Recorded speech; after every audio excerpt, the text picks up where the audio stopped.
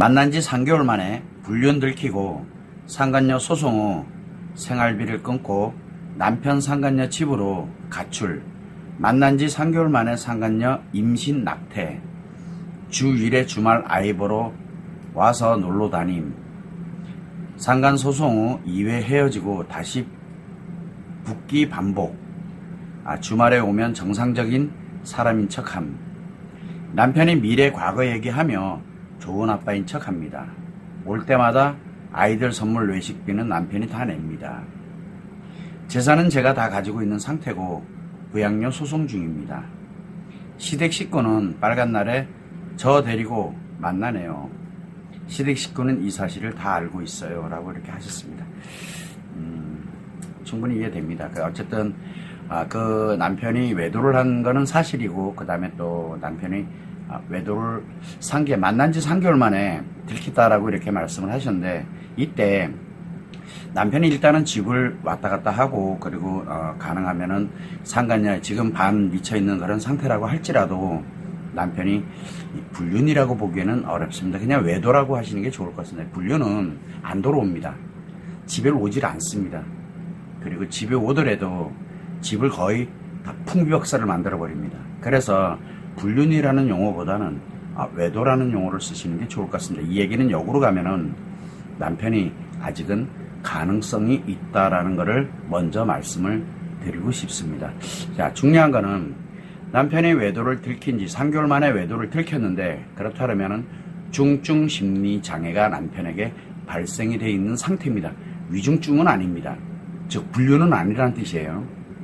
그래서 중증 심리 장애가 발생이 된 상태고, 또 남편 외도를 알게 된 지금 이 아내분의 경우에는 외상 트라우마가 발생이 된 상태입니다. 지금 그때 당시에 그런 상태가 된 거예요. 자, 그러다 보니까 아내분께서 뭐 이런저런 노력도 하고 분노도 하고 또 남편에게 추궁도 하고 뭐도 했겠지만 결국은 이제 상간 소송을 했습니다.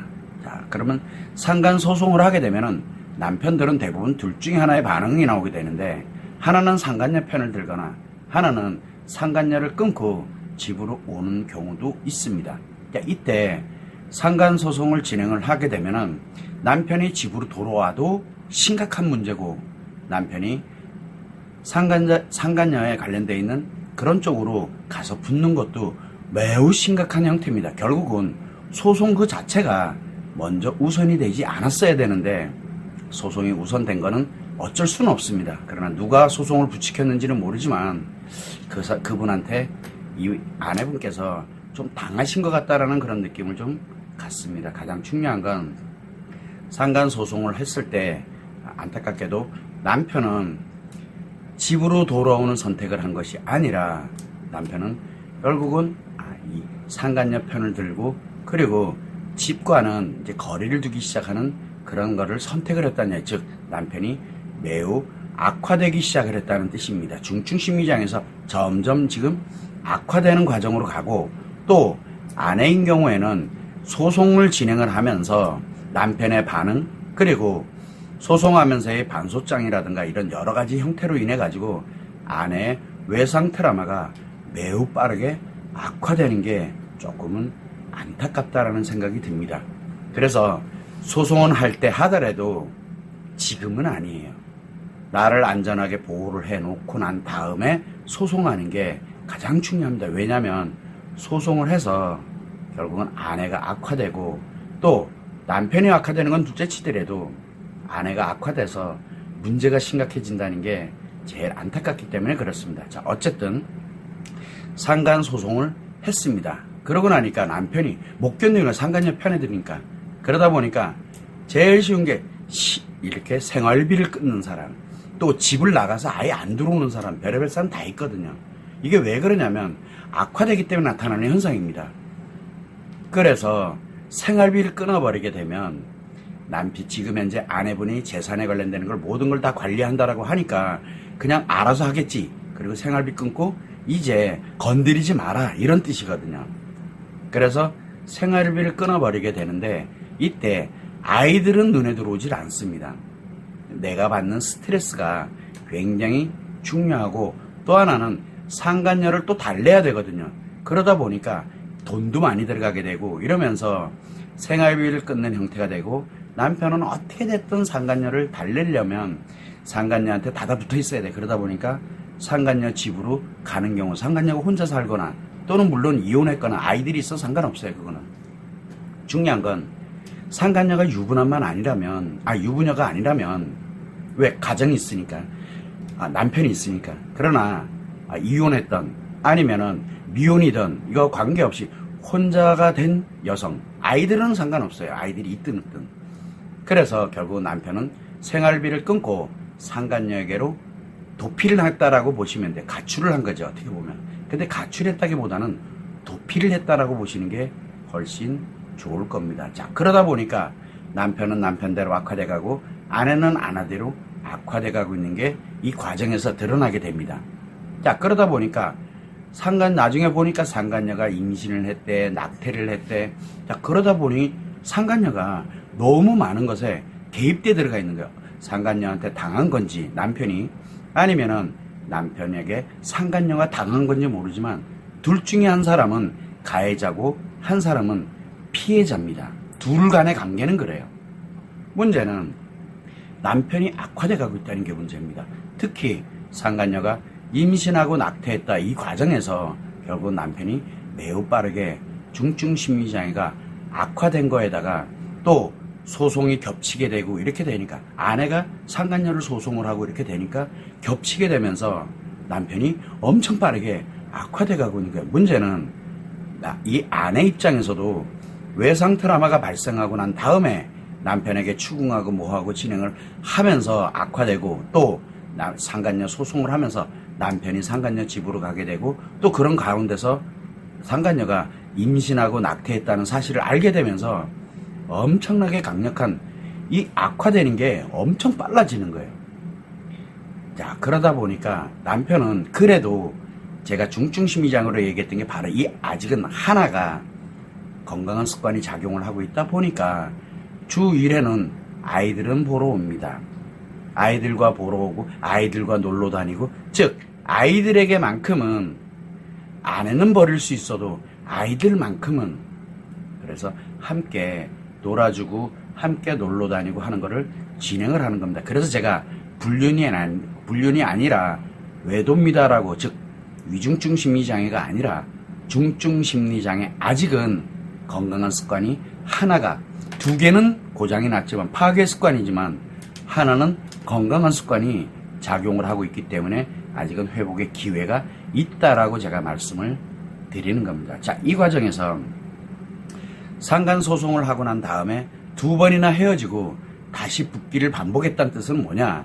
상간녀가 결국은 소송을 당하게 되면서 소송 비용부터 심리적으로 왜 상간녀는 중증 심리장애가 기본으로 가거든요. 그러다 보니까 상간녀가 너무 힘들어하니까 거기에 더 스트레스를 받는 거예요. 즐겨야 되는데 스트레스를 받으니까 스트레스 받는 거를 어떻게 됐든 무마하기 위해서 그래서 헤어졌다 너무 힘드니까 헤어졌다가 그래도 이건 아니지 라고 해서 다시 만나게 되고 이게 반복이 됩니다. 반복되는 경우도 있고 아예 그냥 눌러 앉는 경우도 있지만 이렇게 반복되는 이유는 결국은 집으로 가야 되나 상간녀를 버려야 되나 말아야 되나를 고민을 하게 되는데 아내가 결국은 외상 트라우마가 매우 강력해지다 보니까 악화되다 보니까 남편이 치료에 들어오는 거는 끔찍한 스트레스예요. 스트레스. 그래서 남편은 집으로 들어오는 거야. 즉 아내와는 관련이 없는 아이들은 보더라도 본인이 아내를 감당하지 못하게 되는 결과를 초래하게 되거든. 그러다 보니까 상간녀랑 헤어져도 갈 데가 없어요. 그러다 보니까 상간녀랑 자꾸 헤어졌다 만났다를 하다가 결국에는 이제 짝 달라붙게 되는 거예요. 왜? 포기를 해버리는 거예요.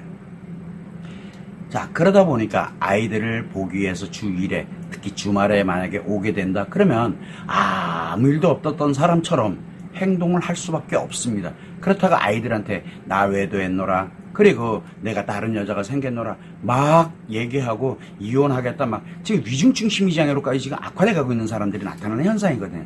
그러나 아이들에게만큼은 아직은 그렇게 하지 않는 걸 보면 아직은 위중증 심리장애로 악화된 상태는 아니에요. 중증 심리장애 초기에서 중기로 악화됐을 수는 있어도 자, 그러다 보니까 정상적인 사람처럼 합니다.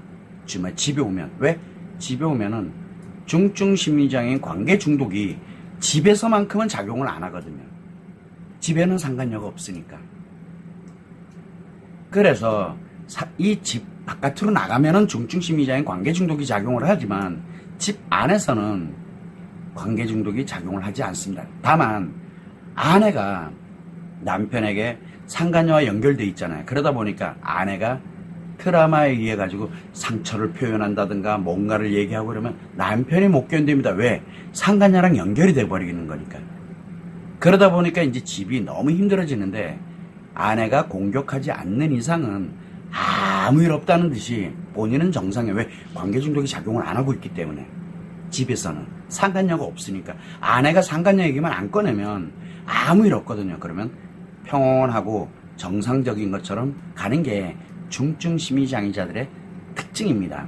위중증 심리장애는 안 그렇습니다. 이유 없이 집을 다 풍파를 일으키거든요. 그래서 지금 남편은 중증 심리장애가 아마 들켰을 때는 초기였을 거고 만약에 지금 현재 상태면 중기 정도로 악화되었다라고 보시면 됩니다. 그럴 때 이제 흔히 나타나는 현상이기도 해요. 자, 그러면서 당연히 아빠로서 아이들에게는 아무 일 없다는 듯이 그리고 아이들에게만큼은 내가 심각한 나쁜 사람이라는 걸 인식을 주고 싶지 않은 건 당연한 거예요. 왜? 아이들은 상간녀는 관련이 없거든요. 아내가 관련이 되면 관련이 됐지 아이들은 관련이 아이들이 아빠인 건 맞거든요. 그러다 보니까 마치 과거 얘기하면서 미래를 얘기하면서 나는 좋은 아빠 아이들에게는 좋은 아빠예요. 아이들에게는 아직은. 그러나 아내에게는 나쁜 남편일 뿐이에요. 이거를 지금 엄격하게 구별을 할 줄 알아야 됩니다. 그래서 올 때마다 아이들 선물 사주죠. 뭐 외식 맛있는 거 사주죠. 뭐 이렇게 가는 거 남편이 다 하는 거 아주 자연스럽게 합니다. 왜냐면 아이들이 아직은 아빠를 공격 안 하니까. 그러나 아내는 외상 트라우마가 악화되다 보니까 이 모든 것들이 다 꼴보기 싫어요. 상간녀랑 다 연결되어 있기 때문에. 그러나 아이들은 그렇지가 않거든요. 아이들은 상간녀하고는 관련이 없어요. 아직은.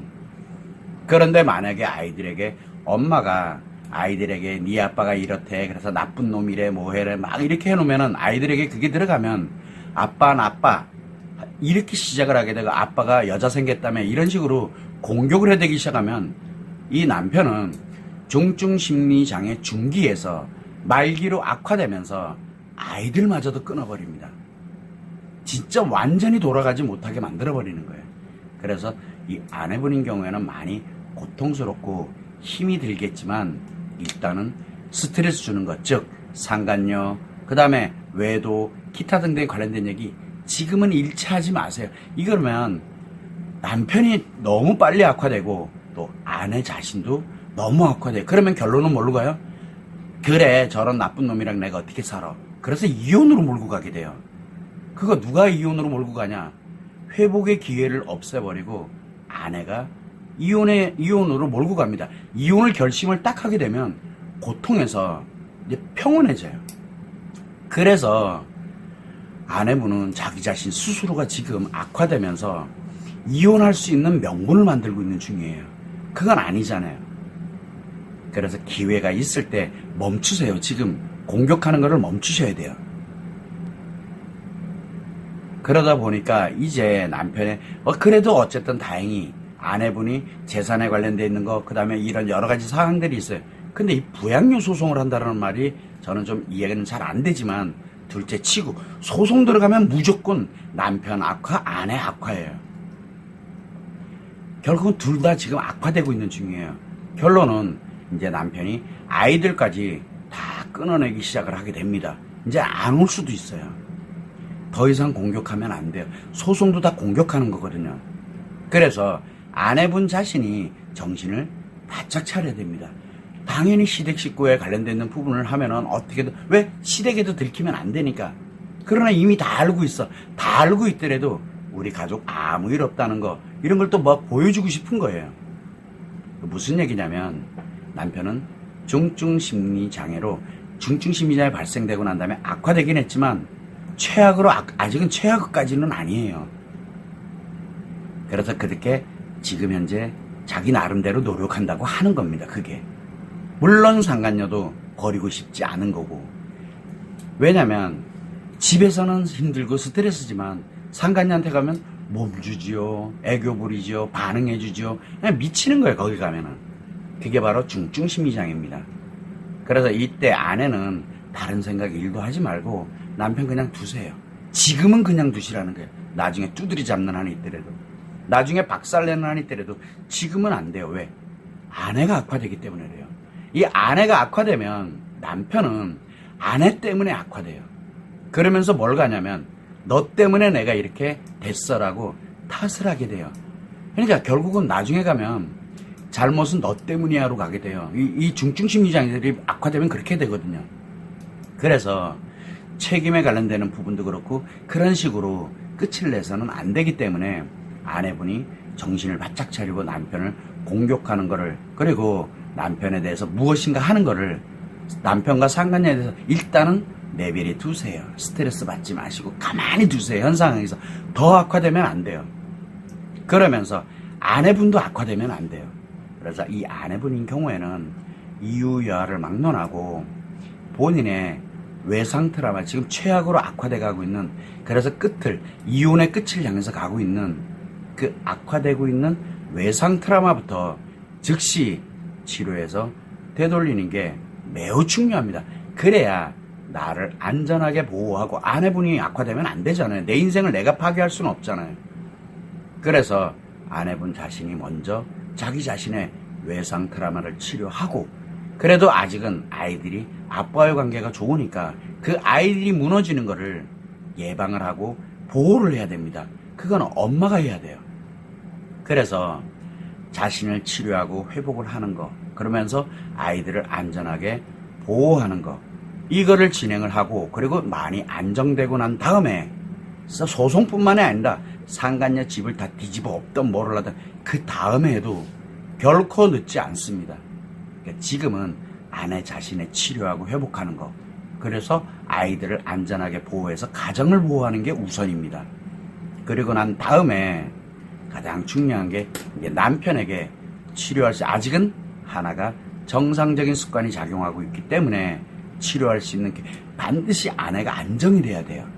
그래서 치료하고 회복해서 안정이 되는 게 1번이 돼야 되고, 두 번째는 남편에게 치료 기회를 한 번만이라도, 단 한 번이라도 좋으니까 한 번은 기회를 주고, 그러고 난 다음에 상간녀뿐만 아니라 나 치료 기회를 줬는데 남편이 거부한다? 그럼 남편 상간녀 어떻게 박살낼까? 그거는 치료하면서 나름대로 안정되고 나면은 그런 방법들이 알게 됩니다. 그래서 일단 가장 우선은 어떤 것도 하지 마시고 자신을 치료해서 회복하는 게 우선이라는 점. 이때 편안해지는 거는 결코 치료가 아닙니다.